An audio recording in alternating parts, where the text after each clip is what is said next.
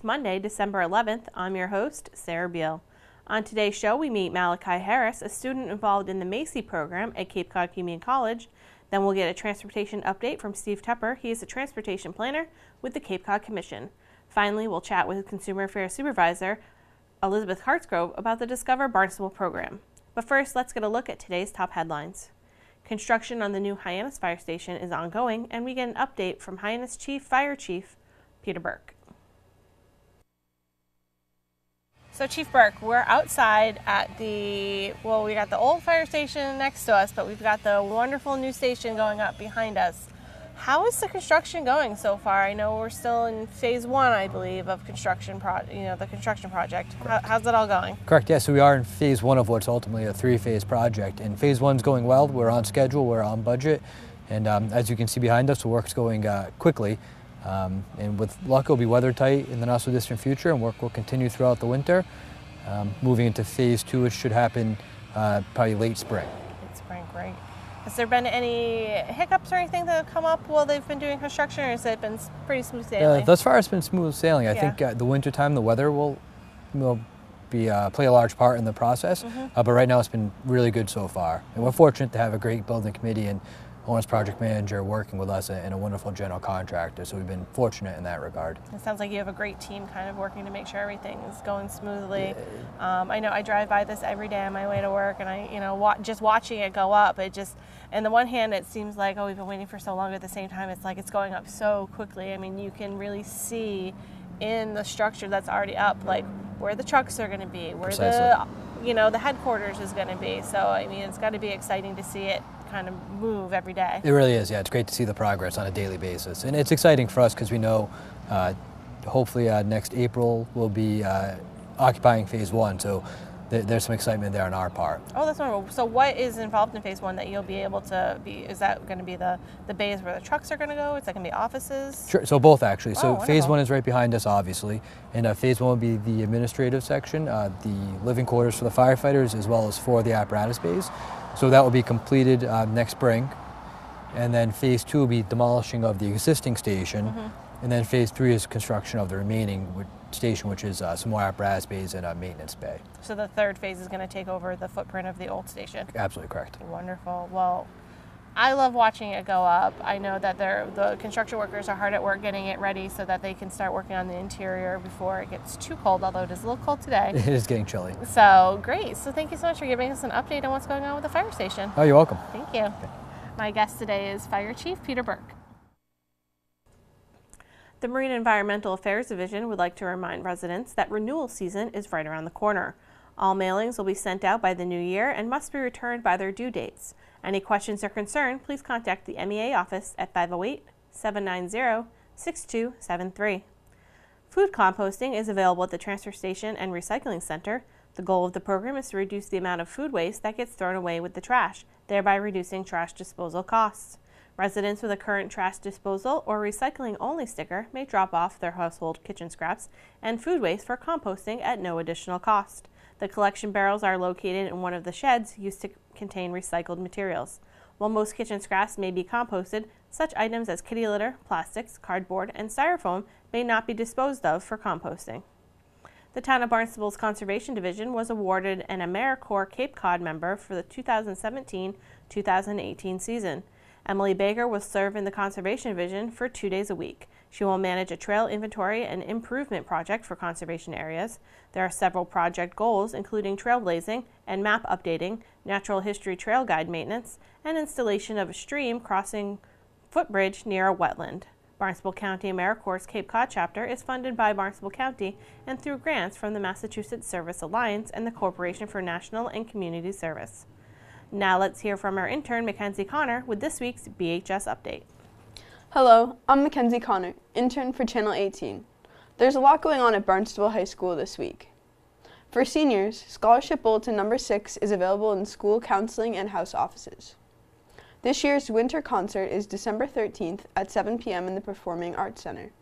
The concert will feature chamber choir, concert chorale, wind ensemble, string orchestra, and symphonic band. For sophomores, There is a community service gift wrapping event on Wednesday, December 13th at the Hyannis Senior Center from 2 to 4. For anyone interested in participating, they should see Mrs. Gardner in room 2102. Congratulations to all those students who made winter sports teams, and good luck this season. That's it for today. I'm Mackenzie Connor. Thank you for watching. Up next is our Cape Cod Community College segment. This week we'll learn about the Macy program with Tara Riley and student Malachi Harris. Thank you, Tara, so much for joining us today. You're going to tell us all about the Macy program at Cape Cod Community College. So let's kind of start with what exactly that is. Okay, so the Macy program is a fully inclusive post-secondary college experience program. It's aimed at students age 18 to 22 who are still in high school and who have intellectual and or complex developmental disabilities. So that's what it is. It's how long has it been a part of the college at 4Cs? How long has it We've been operating for about 4 years. Oh, that's great. Yep, it's grant funded by the Department of Higher Education. What was the reasoning for bringing the program to 4Cs? Was it just that it was an opportunity? It was. We had to apply for the grant and kind of put together how we would want to make it work within our college framework. And it's something that we really believe in. We believe in as a college, we believe in inclusion and including students with intellectual and developmental disabilities in our campus community. Okay. How exactly does the program work, and what is the purpose of the program? The purpose is to offer a college experience to students who would typically encounter barriers on the way to a college path. So we want them to have the same academic and social experiences as their college-aged peers and be out of their high schools and onto the campus experience. And so that's the main goal of the program. They are attending mainstream classes with an educational coach along with their peers. Wonderful. Now, do you work with only specific high schools, or is it any high school in Massachusetts? So the partnership piece is really important. That's a key component to making the program work. And any interested district partners with us. And when you partner with us, we expect two things. We expect that you will participate in our partner leadership meetings, which are twice a semester. And that's basically to make sure that we're staying on track with the needs of the students and the needs of the program. And then we also do expect a financial support from the district. The districts then need to send us referrals of students that they think would be the best fit for the program. So that's students who want a college experience and who can adhere to our college code of conduct. While we are inclusive, we expect all students to be able to maintain the behavioral standards of the college, which is our code of conduct. Of course. What kind of support did the students receive through this program? So that's another key goal of our program is these students have been accustomed to a lot of individual and specialized supports throughout their high school career. And so they do come to campus with an educational coach. And that coach goes with them to the mainstream classes. We're the only program on campus where the students can get that type of specialized academic support. This is the only way to get an educational coach into a classroom. However, what we really want is to fade those supports back. And so over time, that coach is doing less reminders about getting the backpack out or getting the notebook out, and that they're using more and more institutional supports is what we like to call them. And that's what is available to all students. That's our O'Neill Center for Disability Services, our tutoring centers, our writing center, and our math center. Those are supports that are available to all students. We want the students to learn how to lean on those supports and then move away from the individualized supports. That's wonderful. It sounds like it's a great way to kind of like build things up. The more they participate in the program, the more comfortable they can get with using these other Exactly. supports. They learn about them because that's part of the process is learning about them. And then the two main goals for the students are increasing their self-determination, that they have control over their lives, and their self-advocacy. So being able to talk to other people about their disability and make good choices and advocate for themselves. So this experience allows lots of opportunities for that to happen and for those skills to increase. That's wonderful. How many students would you say participate currently? We have been serving between 10 and 15 students each semester, and that seems to be right around our capacity right now. For each student, there's a lot of touch points from the high schools and the educational coaches and our administration and our faculty. So they are special students that require time and support. So that's where we're at right now with it. Yeah, and so are they still continuing at the high school? Do they do both? Yeah, so that's an interesting question. So some do, depending on the high school partnership. Some high schools have programs where they may have functional academics or other things like that out of the high school, and they may have really robust internships run out of the high schools. Other students are on campus 5 days a week. It depends. It's really individualized. It depends on the students and where they're at, and then what the high school can offer as well. Now, moving forward, how is this program? You said it's grant funded through this through the state, correct? Is that how it was going to be sustained from here on out? Well, so we're in year 4 out of 5 initially grant funded years. There's always a chance that we may be grant funded further than that, but we are looking to become more financially sustained through our partnerships with the districts. Yeah. We're also looking, so that's important, and we're working on trying to create memorandum of understanding with the different districts to kind of get that solidified. We are also looking to credentialize our program within ourselves. That would mean that we would be formulating some sort of credential about how many credits we want the students to take so that vocational rehabilitation programs like MRC and DDS have a better understanding of what our students are doing and what they're achieving while they're on campus, so they understand more about that it is really a college to career path for these students. It's wonderful to hear that the program through the first 4 years so far has been successful, and hopefully you're going to be able to work towards having it be just a regular program that you have at 4Cs that's funded 100% and moving forward. Yeah, it would be great, and it will. I think it will happen with support from the districts, who have been really wonderful. That's great. Is there anything else about the program that you want to make sure our viewers know before I let you go? I would love for our viewers to know how special the students are and how hard that they're working, and that we don't define success as passing a course necessarily, but as increasing those skills of self-determination and self-advocacy. And I think all of the students are doing that right now. That's wonderful. So they're the superstars. Awesome. Well, thank you so much for joining us. We are going to meet one of the students, Malachi Harris. Malachi, thank you so much for joining us today. You're welcome. Can you tell me, how many semesters have you been going to college? I've been going to college for 4 semesters now. Wow. Yeah. Do you really like it a lot? It's very interesting. Yeah. What kind of things are you learning about at college? For now I do computer related things. Yeah? That's really neat. What has been your favorite thing about being in college? The atmosphere. You get to do whatever. You get to walk around, and it's just the best thing you could ever ask for. Yeah. I was going to ask you about walking around the campus because I read that that's something that you really enjoy doing. Yeah. Do you like to talk to the other students and see what's going on?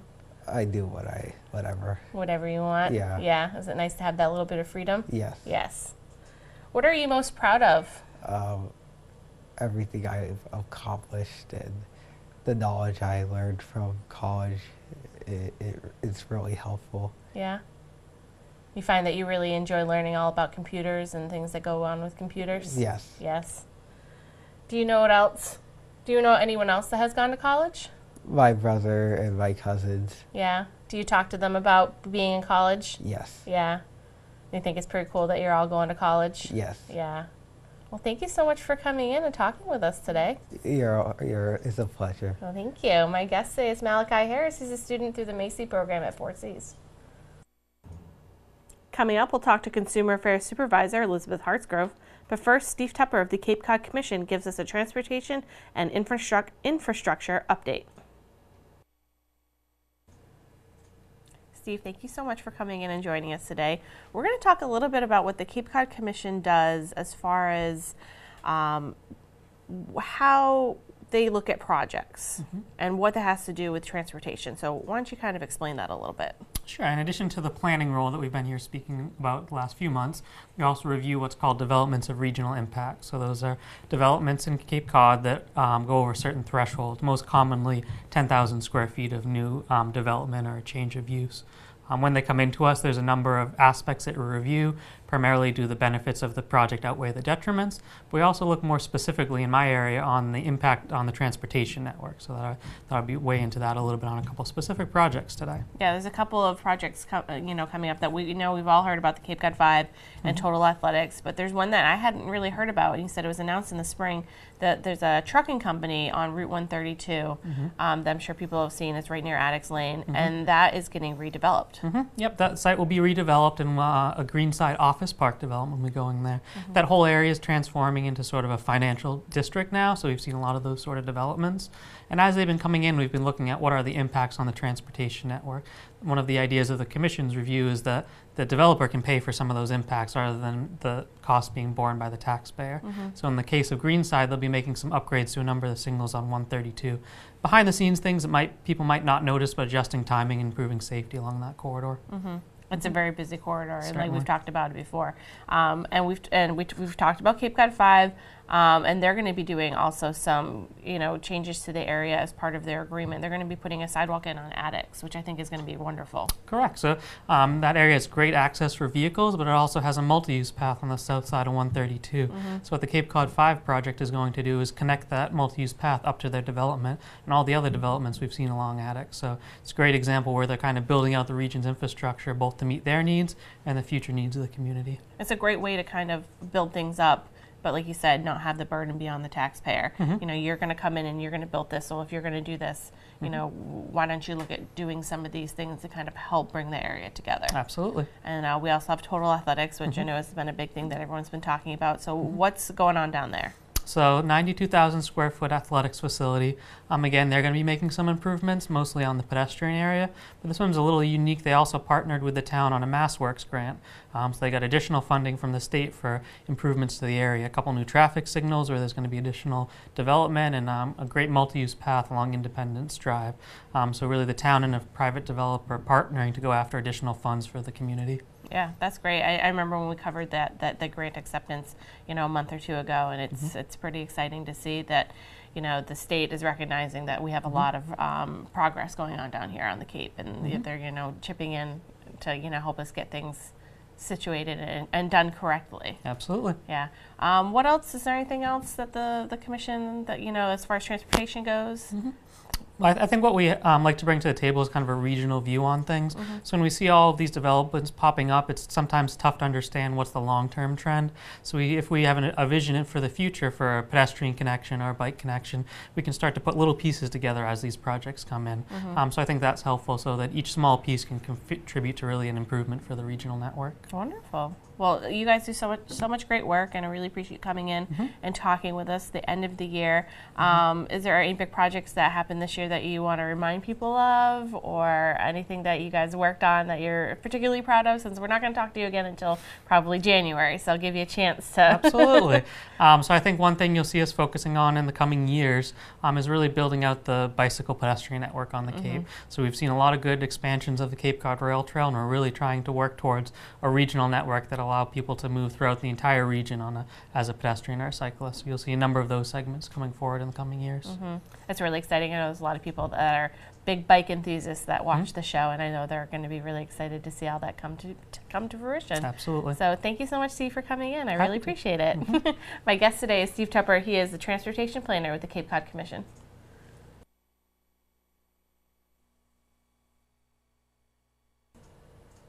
Elizabeth, thank you so much for coming in and chatting with us today. Thank you for inviting me. So we're going to talk a little bit about a new program that you guys started this year in the Consumer Affairs Division.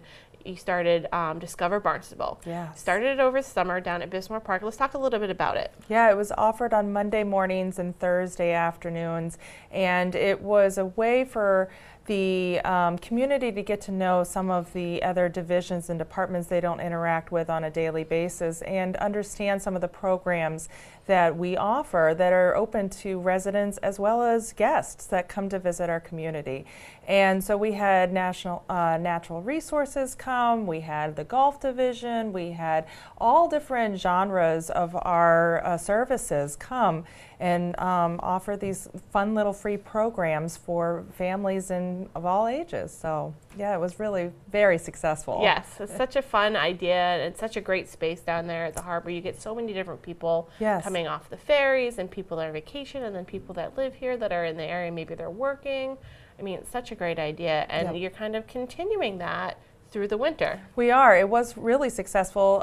So we have partnered with the Senior Center to use their space, and we started with divisions in programs within consumer affairs that I handle. So we started with weights and measures, and they did a informational piece on how weights and measures program actually benefits our residents, and specifically on the seniors level. So it's they learned about all different types of things of how to actually check for packaging at the grocery stores, what to do at gas stations if it doesn't actually come up to the right price, or even things as far as identity theft and looking at skimmers that possibly might be on a credit card machine at a gas pump or even at a grocery store or any type of store. So those were informational pieces that was, again, it was very successful. People didn't know about these programs that we offer, and so we will be continuing it again with the parking division and doing handicap parking and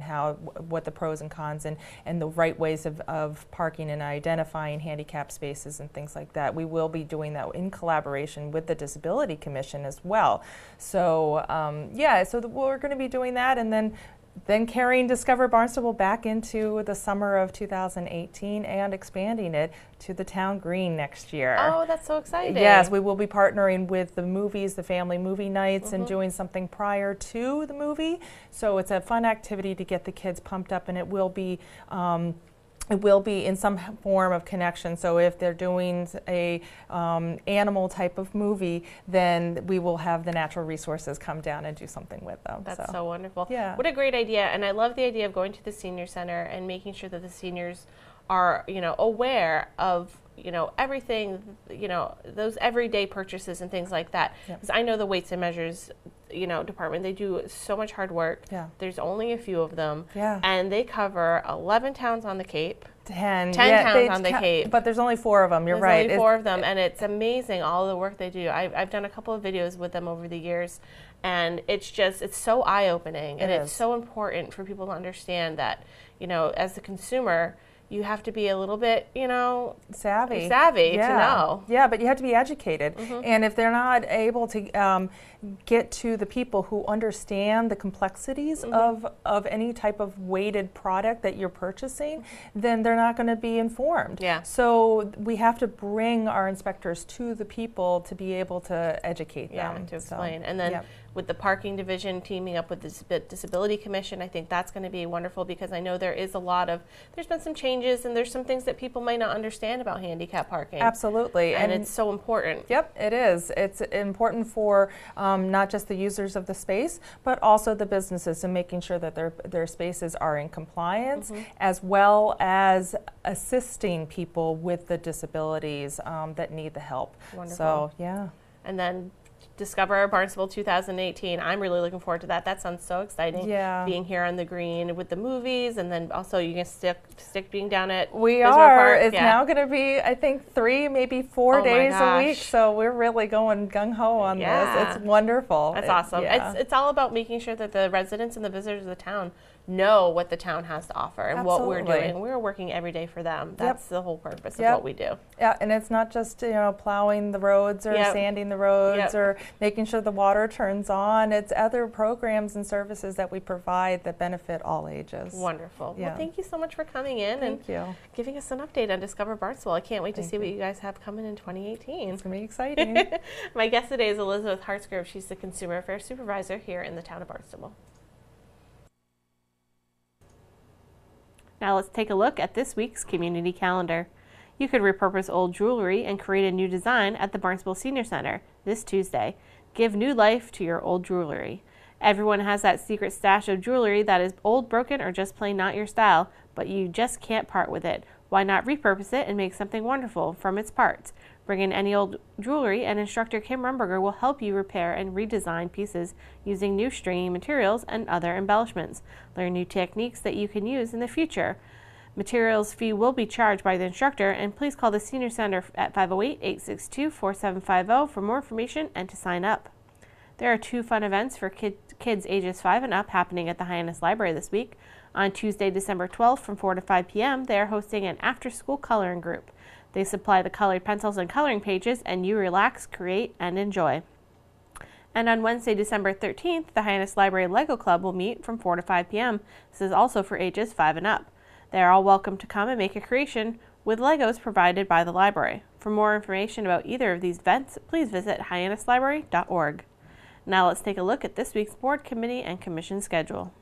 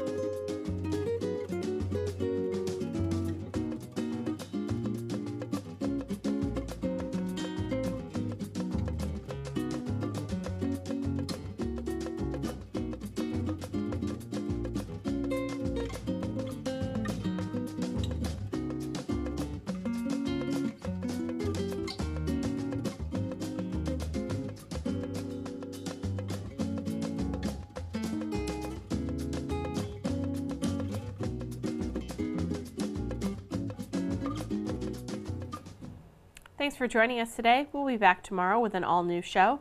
Tomorrow we will check in with Senior Services Director Madeline Noonan, and we'll also get an update from DPW Director Dan Santos. For Barnstable Today, I'm Sarah Beal.